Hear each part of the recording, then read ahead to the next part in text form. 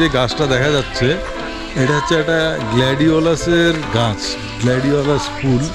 মানে এটা আমার কাছে রবীন্দ্র জয়ন্তী উদযাপন এবং সেটার সাথে কিন্তু সমর্থক ঠিক একই রকম। এইখানে যেরকম আছে এই গ্ল্যাডিওলাস গাছটা, ঠিক ওই ধারটাতেও আবার একই রকম আছে।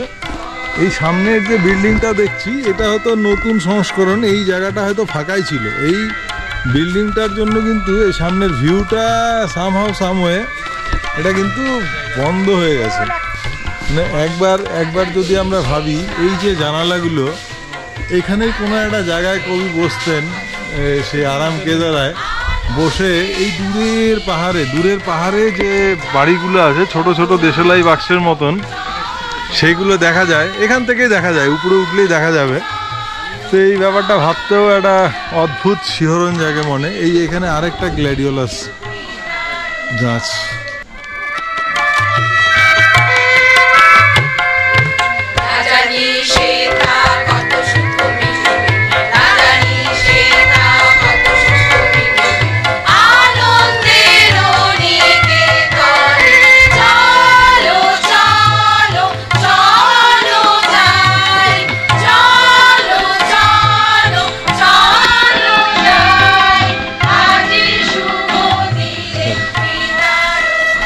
নমস্কার, আমরা মাথাভাঙা নৃত্যম একটি সাংস্কৃতিক উদ্যোগ নিয়েছি। কবি প্রণাম, পাহাড়ে কবি প্রণাম, যাপনে কবি, ভ্রমণে কবি। আমরা আজকে এসেছি কালিম্পংয়ের গৌরীপুর হাউসে। এই বাড়ির অনেক ইতিহাস আছে, আমরা একে একে তা নিয়ে আলোচনাও করব অনুষ্ঠানের মধ্য দিয়ে। মূলত এইটুকুন বলি, 1938 থেকে 1940 এই সময়কালে তিনি বহুবার গ্রীষ্মকালীন যাপন করেছেন এখানে এই বাড়িতে। এবং এখান থেকেই 1345 বঙ্গাব্দে কবি প্রথম টেলিফোনের মাধ্যমে আকাশবাণীতে জন্মদিন কবিতাটি নিজের কণ্ঠে আবৃত্তি করেছিলেন। এছাড়াও এখানে বহু চর্চা করেছেন, বহু শিল্প চর্চা করেছেন এই বাড়িতে বসেই। পরবর্তীতে কবি প্রয়াণ হয় 1941 সালে। 1940 সালে 29শে সেপ্টেম্বর শেষবার এখান থেকে তিনি নেমে যান, জাস্ট জীবন সায়ান্নের কিছুদিন আগ মুহূর্তে এসে। এই যে এখানে কর্পূর গাছগুলো দেখতে পাচ্ছেন, এই কর্পূর গাছগুলো কবির হাতে লাগানো। অদ্ভুত একটা স্মৃতি এখানে রয়েছে। কাজী এরকম অনেক ইতিহাস, অনেক স্মৃতি বিজড়িত এই গৌরীপুর হাউস। এইখানে আমরা মাথাভাঙা থেকে ঠিক করেছিলাম যে আমরা এবছর কবি প্রণাম অনুষ্ঠান, কবির 164তম জন্মদিবস উদযাপন আমরা এই বহুল স্মৃতি বিজড়িত কালিম্পংয়ের গৌরীপুর হাউস।